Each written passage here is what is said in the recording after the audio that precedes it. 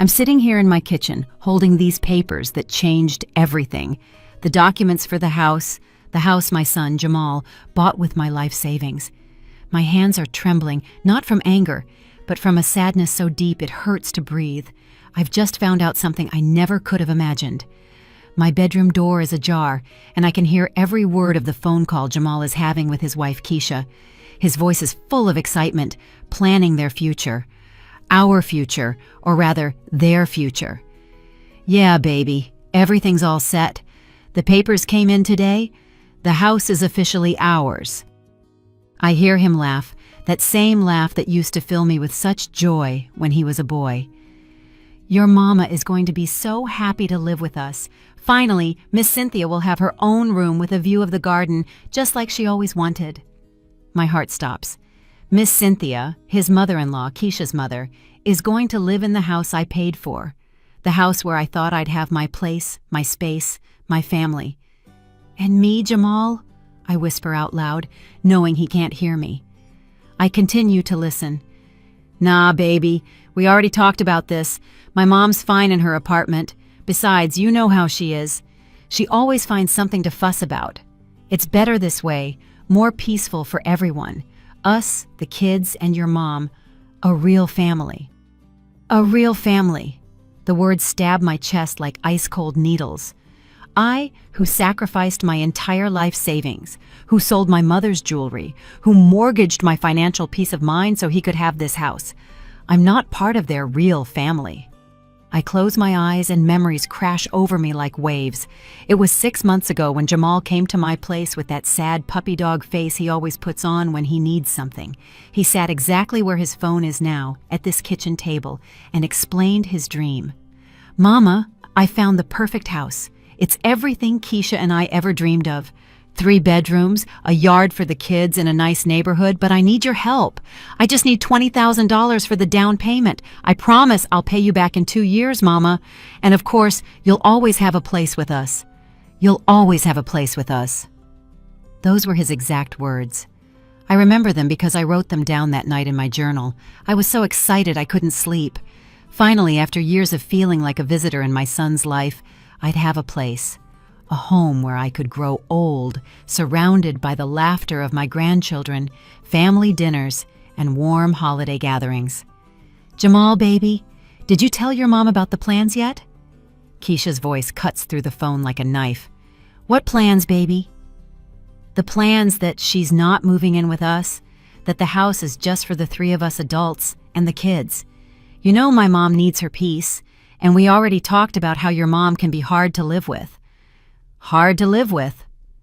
I, who have lived 69 years without bothering a soul, who raised this man on my own after his father left us, who worked double shifts to pay for college, who never asked for anything in return.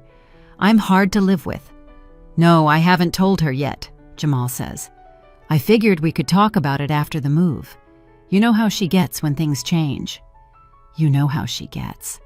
They're talking about me as if I'm a difficult child, not the woman who is giving them the opportunity to have this house. I get up from my chair in silence and walk to the window. Outside it's raining, and the drops slide down the glass like the tears I won't let myself cry. 25 years working as a secretary at that drab office. 25 years saving every dollar, denying myself small luxuries, buying clothes on sale, packing my lunch. Also, I'd have something to leave my son, to have security in my old age, so I wouldn't be a burden. And now it turns out I'm a burden anyway. Baby, I think we need to start figuring out how we're going to tell her. Maybe we could suggest she find a smaller apartment, something more in line with her needs, you know, something more affordable. Keisha's voice sounds so natural, so practical, as if they're just discussing what to have for dinner. Something more affordable, right? Now that they have my $20,000, now that they've gotten what they wanted, it's time for me to find something more affordable, something more in line with my needs. As if my needs don't include the love and company of my only family. The phone falls silent, and I hear Jamal's footsteps coming toward the kitchen. I quickly sit down and pretend to be looking at the electric bill as if I heard nothing, as if my world hadn't just crumbled in the last 10 minutes. "Hey, Mama, how you doing?" His voice is normal, affectionate, as if he hadn't just finished planning to exclude me from the life I helped pay for. "I'm good, son. Are the papers for the house all set?" "Yeah, perfect. Everything's in order. We'll be able to move in soon and start a new chapter." A new chapter for him, for Keisha, for Miss Cynthia, and for his kids. A new chapter where I don't exist. "That's good, son," I say, my voice calm and controlled. "I'm happy for you." He smiles and leans in to kiss my forehead, just like he always does. That gesture that once filled me with such tenderness now feels like a mockery, like the kiss of Judas. "Thanks for everything, Mama. You know this wouldn't have been possible without you. Without me, but also without me in the future. How ironic." When he leaves, I'm alone again with these papers in my hands. The documents certify that my son now has a $150,000 house, of which $20,000 came from my life savings. A house where his mother-in-law will have the room with the garden view that I had dreamed of for myself. I carefully fold the papers and put them in the kitchen drawer, the same drawer where I keep bills, medical prescriptions, and now, it seems, my lost dignity. But something is changing inside me, something cold and clear, like the water running down the window. For the first time in years, I don't feel like crying. I feel like acting. That night, I couldn't sleep. I lay awake staring at the ceiling, thinking about all the times I should have seen the signs, all the times Jamal and Keisha treated me like I was invisible, but I justified it by telling myself they were just busy with their lives. All the times they borrowed money and never paid a single dollar back. But I called it helping family. I get up at 5 in the morning, as usual, but this time it's not out of habit. It's because I have things to do, important things that can't wait. I make my coffee in silence and sit at the kitchen table with my old notebook. It's where I usually write down my monthly expenses, but today I'm going to write something different. I'm going to make a list of all the money I've given Jamal over the last 5 years. Every loan, every little bit of help, every emergency that was never repaid. The list grows and grows. $2,000 for the used car, $800 to fix the transmission, $10,000 for the kids' school uniforms and supplies, $700 for Keisha's dentist, $3,000 to cover credit card debt, $500 here, $300 there, and now the $20,000 for the house. The total makes me dizzy. $48,300 in 5 years. $48,000 that I saved working since I was 18, refusing vacations, buying the cheapest brand at the grocery store, using the same purse for a decade, $48,000. What for? For obligatory Sunday visits where I sit in a corner while they talk about their lives? For grandchildren who barely know me because Grandma Dolores is so boring? For being excluded from birthdays, graduations, and family dinners because we don't want to inconvenience you, Mama. We know you don't like to go out. I close the notebook and walk to my bedroom. I open the closet and pull out the shoebox where I keep all my important documents. Birth certificates, my will, insurance policies, bank statements, everything that certifies my legal and financial existence. I wrote my will 3 years ago when I turned 66. In it, Jamal inherits everything. My apartment, my savings, my life insurance, even my grandmother's jewelry stored in the safety deposit box at the bank. Everything for him, because he's my only son, my only family, my reason for living. How naive I was. It's 7 in the morning when my phone rings. It's Jamal. "Hey, Mama, how you doing this morning?" "I'm doing good, son," I say, my voice sounding normal, but inside it feels like another person is speaking. "You need something?" "Well, yeah, Keisha and I were talking last night and we were wondering if you could help us out with a little something. You know, with the move, there are some extra expenses we didn't account for." More money. It's always more money. "How much do you need?" "Just $3,000, Mama. For the movers, some furniture we need, paint for the rooms, just to get the house perfect for when we move in next week." Next week. He's moving next week. And he hadn't even told me when. He hadn't even invited me to see the house I paid for. "Jamal, can I ask you something?" "Sure, Mama, anything you want." "When do I get to see the house?" Silence. A silence so long that for a moment I think the call dropped. Well, Mama, the house is still getting some minor work done. When everything's ready, we'll take you over there to see it. You don't want to see it all messy, do you? And when am I going to move in with you? Another, even longer silence. Mama, about that, Keisha and I have been talking, and we think maybe it'd be better for you to stay in your apartment for now, until we see how we adjust to the new house. The kids are going to be nervous with the change, and Keisha is stressed with her new job.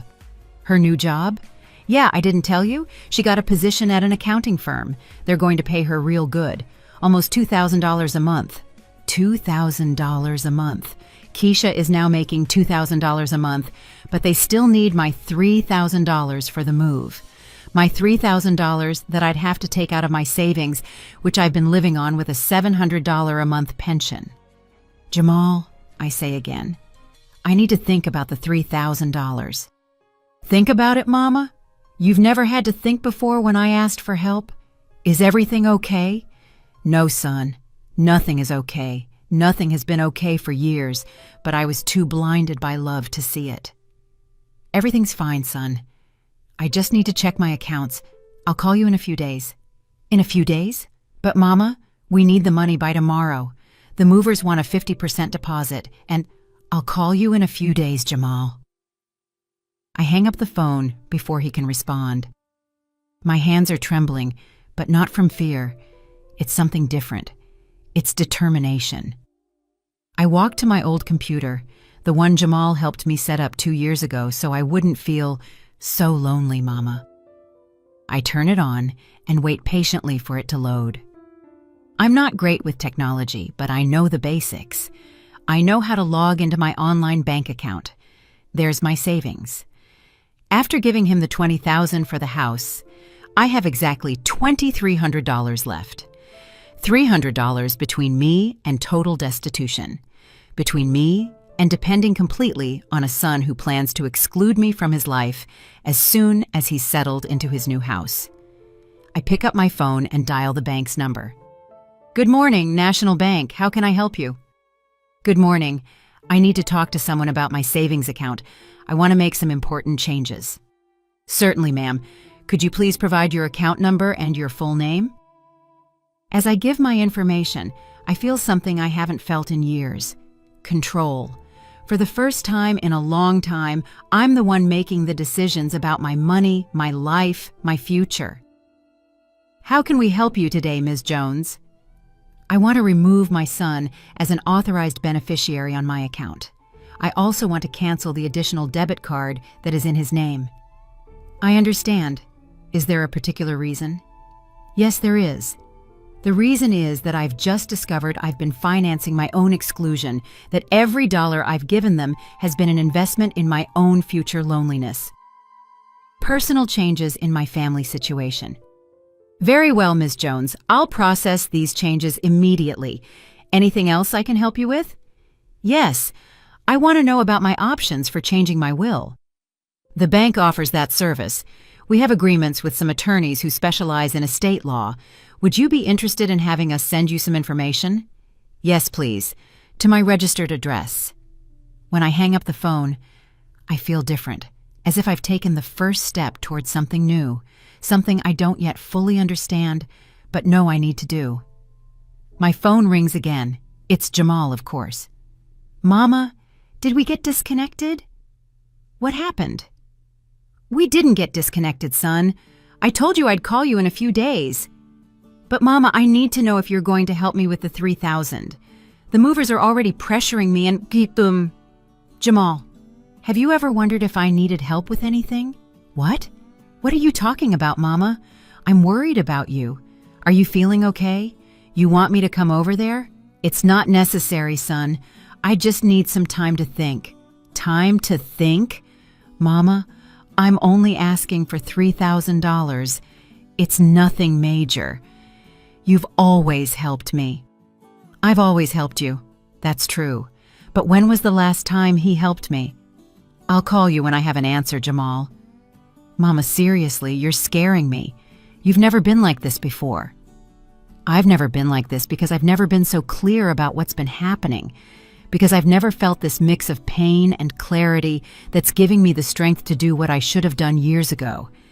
Have a good day, son. I hang up again, and this time I turn my phone completely off. I sit in my living room surrounded by the silence of my apartment, but for the first time in years, that silence doesn't hurt. It's a silence full of possibilities, of decisions waiting to be made. I look at my hands, these 69-year-old hands that have worked so hard, that have given so much, and I promise myself something. They won't give another dollar without receiving respect in return. Over the next 3 days, my phone won't stop ringing. Jamal calls me every 2 hours. Then Keisha joins in. After that, even the kids leave me voicemails asking why I'm not answering. But I keep the phone off. I need silence to think, to plan, to truly understand the situation I'm in. On Wednesday morning, I decide to turn the phone on just to check the messages. There are 27 missed calls and 15 text messages. I read them one by one, and each message confirms that I'm making the right decision. Mama, I'm worried. Please call me. Jamal. 7:30 a.m., Tuesday. Dolores, it's Keisha. Jamal is really nervous. Is everything okay with you? 11:15 a.m., Tuesday. Mama, the movers need the money today. I can't wait any longer. Jamal. 2:45 p.m., Tuesday. If you don't call me today, I'm coming over to your apartment. Jamal. 8:20 p.m., Tuesday. Grandma, Dad says you're sick. Are you okay? My grandson, 8-year-old DeAndre. My grandson, asking about me because his father told him I'm sick. Because for Jamal, the only explanation for me not immediately giving him money is that I must be sick. But the message that hurts the most, and at the same time gives me the most clarity, is the last one, sent early this morning. Mama, if this is about the house, we can talk. Maybe we can find a solution for you to have your space too, but I need you to help me with the move first. Then we'll fix the other stuff. Jamal. 6:30 a.m. today. Then we'll fix the other stuff. The other stuff is me, my place in their lives, my right to be in the house I financed, my dignity as a mother and a person. All of that is the other stuff that can be fixed later, once he gets what he needs. I get dressed carefully, brush my hair, and put on a little makeup. Today, I'm going out, and I have several important appointments. The first is at the bank at 10 in the morning. I walk the 6 blocks to the bank, enjoying the fresh air. I hadn't realized how much I missed walking without a rush, without thinking about the constant needs of others, just focused on my own thoughts and plans. At the bank, Ms. Anderson, the same woman who helped me on the phone, greets me. She's a woman my age, elegant and professional. Good morning, Ms. Jones. How are you feeling after the changes we made to your account? I'm feeling great, thank you. I came in today because I want to make some additional changes. Certainly, what can I help you with? I want to open a new savings account completely separate from my current one, and I want to transfer $10,000 from my main account to this new account. Any particular reason? Let's just say I want to have better control of my personal finances. Ms. Anderson nods in understanding. She's probably seen similar cases before, older women who need to protect their savings from family members who see them as an unlimited resource. An excellent decision, Ms. Jones. This new account will have a separate debit card and statements that can be sent to a different address if you wish. Yes, please, you can send the statements to a post office box. Of course, I also recommend you consider a certificate of deposit for a portion of these funds. The interest is better and the money will be more secure. I leave the bank feeling more at ease. $10,000 are now in an account only I know about. Money that Jamal doesn't know exists. Money he can't ask me to borrow. Money that guarantees me a more secure future. My second appointment is at noon at the office of the lawyer the bank recommended. Attorney Michael Carter has a small but tidy office and greets me with the patience of someone who understands that for older people, legal matters can be intimidating. Ms. Jones, I understand you want to review your current will. Yes, counselor, I want to make some important changes. I explain my situation to him objectively, without drama. I tell him about the $48,000, about the house, about Jamal's plans to exclude me from his new life after using my money. Attorney Carter listens without interrupting, taking occasional notes. Ms. Jones, unfortunately, your case isn't unique. I see similar situations frequently. What specific changes do you want to make to your will? I want my inheritance to be divided differently, part of it for Jamal, but I also want to leave some money to charities, especially those that help older women in vulnerable situations. Do you have any specific organizations in mind? No, not yet. Could you help me research some options? Of course. I also suggest we consider setting some conditions for your son's inheritance. What kind of conditions? For example, that he can only receive his portion if he fulfills certain commitments to you while you're alive. Medical care, regular visits, inclusion in important family decisions. The idea is intriguing, but also sad. Is this how family relationships have to work? With legal contracts that force children to love and respect their parents? Let me think about it, counselor. Of course. In the meantime, I'll prepare a draft with some basic changes. Does next week work for you to meet again? When I leave the lawyer's office, it's 2 p.m, and I'm hungry. But instead of going home to make a sandwich, as I always do, I decide to do something different. I walk into a small diner and sit at a table by the window. I hadn't eaten alone at a restaurant in years. Whenever I went out to eat, it was with Jamal and his family, and I was always the one who paid. Today, I order exactly what I'm craving: pan-seared salmon with vegetables and a glass of white wine. The total is $35, money that before would have seemed like an unnecessary expense. Today, it feels like an investment in my own happiness. As I eat slowly, I watch the people passing on the street. Young couples holding hands, mothers pushing strollers, old folks walking with canes, but with a determined step. Normal life, normal people living their normal lives. And I realize that I can have a normal life too, a life where my decisions don't depend on the constant needs of others. My phone vibrates. It's a text from Jamal. Mama, I can't take it anymore. I'm coming to your apartment at 4 p.m. We need to talk. I look at the time. It's 3:15. I have 45 minutes to get home and prepare for a conversation I know will be difficult, but for the first time, I'm not afraid of it. I feel something like curiosity. I pay my bill, leave a generous tip, and walk out of the diner. The sun is shining, and for the first time in a long time, I feel like it's also shining on me. As I walk home, I think about what I'm going to say to Jamal. I'm not going to yell at him. I'm not going to throw his mistakes in his face. I'm not going to make a scene. I'm simply going to tell him the truth. I'm going to explain that I've made decisions about my life and my money, and that those decisions are final. I arrive at my apartment at 3:50. I have 10 minutes to prepare myself mentally and emotionally for what's to come. I sit in my favorite chair, the one by the window, and I wait not with anxiety, but with the calm of someone who knows exactly what they are going to do. At 4 o'clock, I hear footsteps in the hallway and then knocking on my door, firm, insistent, impatient. The knocks of someone who is used to the door being opened immediately, to their needs being attended to without delay. I get up slowly, smooth out my skirt, and walk to the door. Before I open it, I take a deep breath and remind myself, this is my house, this is my money, this is my life, and for the first time in years, I'm going to act accordingly. I open the door, and there's Jamal, but he's not alone. Keisha is standing behind him with an expression I know well, the face she makes when she wants to get something, but pretends she's worried about my well-being. They both look at me as if I'm a lost child they've finally found. Mama, thank God you're okay. We were so worried. Jamal starts to reach for a hug, but there's something forced in his gesture. Why weren't you answering the phone? Do you know how much you distressed us? Hello, Keisha, I say, and she just nods. I'm not a child, Jamal. You caused me more distress in the last 3 days than I've ever caused you.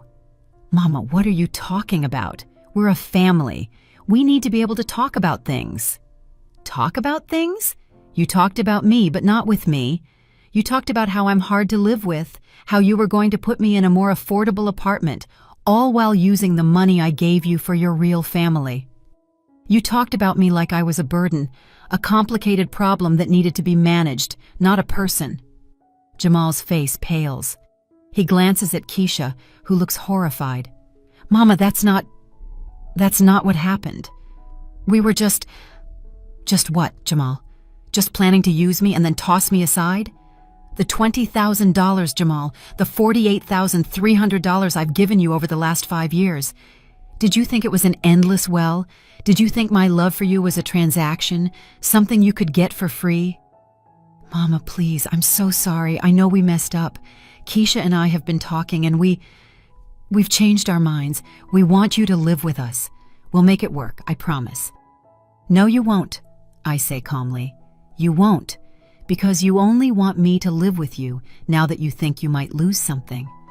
You don't want me because you love me. You want me because you're afraid you'll lose access to me. But you've already lost me, son. You lost me when you decided I wasn't part of your real family. He starts to cry, big heaving sobs, and Keisha tries to comfort him.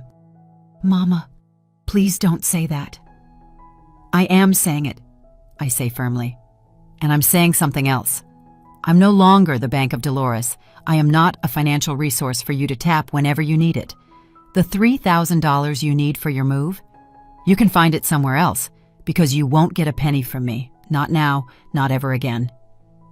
Jamal looks at me, his face stained with tears, and the boyish puppy dog look is gone, replaced with a look of genuine shock and hurt. He had always taken my love and my money for granted, and now he was seeing for the first time that my well wasn't endless. I need you to leave now, I say, my voice trembling slightly but holding firm. Mama, please, let's talk, Jamal pleads. We have talked, Jamal, for 69 years, and now I'm done. He stands there for a moment, then he and Keisha turn and walk away.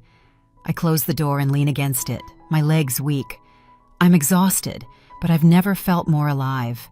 I walk over to my chair and sit down. I've been so focused on others for so long that I didn't even know what I needed for myself. I gave and gave and gave, and I forgave you for treating me badly, and I forgave me for letting you treat me badly. So why do I still feel like there's a distance between us?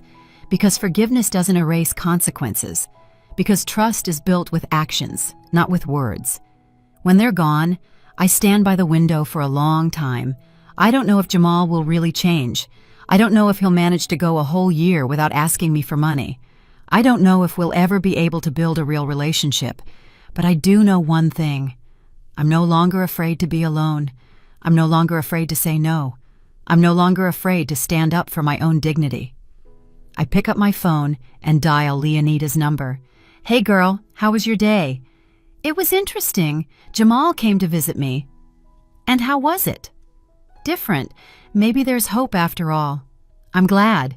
What are your plans for this afternoon? I was thinking of going to the park, maybe sitting and reading under that big tree I like. Want some company? I would love it. As I get ready to go out, I look in the hallway mirror. I see a 69-year-old woman who learned too late that her own worth is not measured by what she can give to others.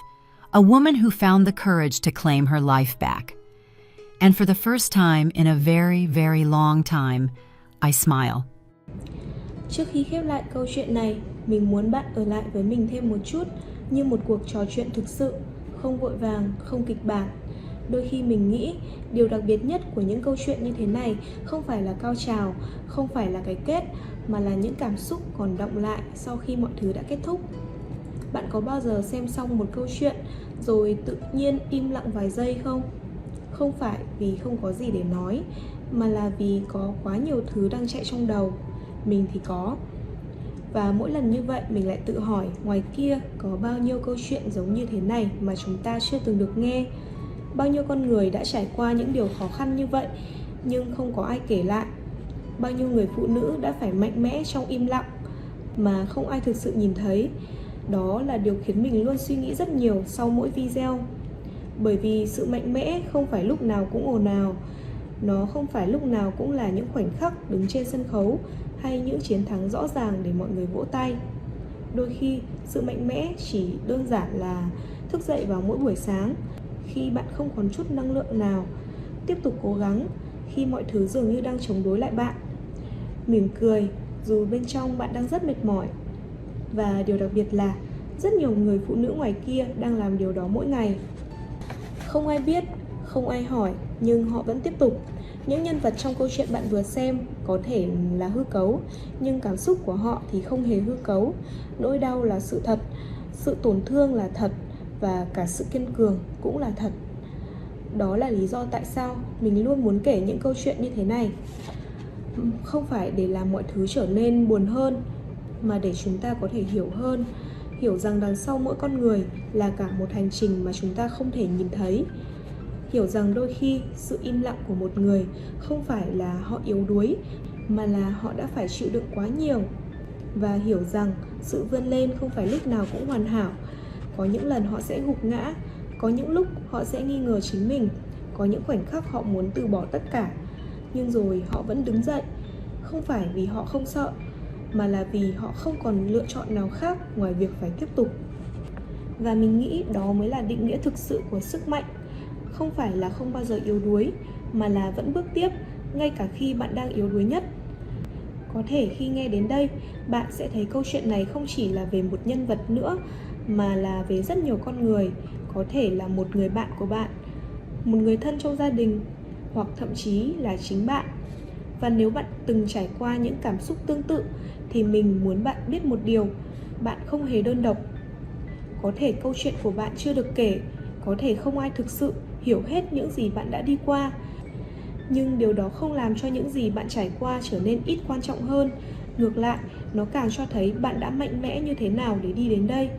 Và đó cũng là lý do mình luôn hy vọng khi bạn xem được những video này, bạn không chỉ xem để giải trí, mà bạn sẽ cảm nhận, bạn sẽ dừng lại một chút để nghĩ, để nhìn mọi thứ chậm lại, để hiểu hơn về con người và về chính mình. Bởi vì đôi khi một câu chuyện có thể không thay đổi cả thế giới, nhưng nó có thể thay đổi cách bạn nhìn nhận về thế giới. Và như thế đã là rất đủ rồi. Nếu bạn đã đi cùng mình đến tận đây, thật sự mình rất trân trọng điều đó. Không phải ai cũng có đủ kiên nhẫn để lắng nghe đến tận giây phút cuối cùng. Và việc bạn vẫn ở đây có nghĩa là câu chuyện này đã chạm đến bạn, dù chỉ một chút. Nếu bạn muốn, bạn có thể tiếp tục đồng hành cùng mình trong những video tiếp theo. Vẫn sẽ là những câu chuyện như thế này. Những câu chuyện có thể sẽ khiến bạn suy nghĩ nhiều hơn, có thể khiến bạn cảm thấy nặng lòng, nhưng cũng có thể mang lại cho bạn một góc nhìn khác. Và trước khi kết thúc, mình chỉ muốn nói một điều thôi. Đôi khi cuộc sống sẽ không công bằng, đôi khi mọi thứ sẽ xảy ra theo cách mà bạn không thể kiểm soát. Nhưng điều bạn luôn có thể kiểm soát là việc bạn chọn đứng dậy như thế nào sau tất cả. Dù chậm cũng được, dù mệt cũng được, chỉ cần bạn vẫn bước tiếp thì bạn đã mạnh mẽ hơn bạn nghĩ rất nhiều rồi. Cảm ơn vì các bạn đã ở đây, đã lắng nghe và đã cùng mình đi qua những câu chuyện này. Hẹn gặp lại các bạn trong những câu chuyện tiếp theo. Bye!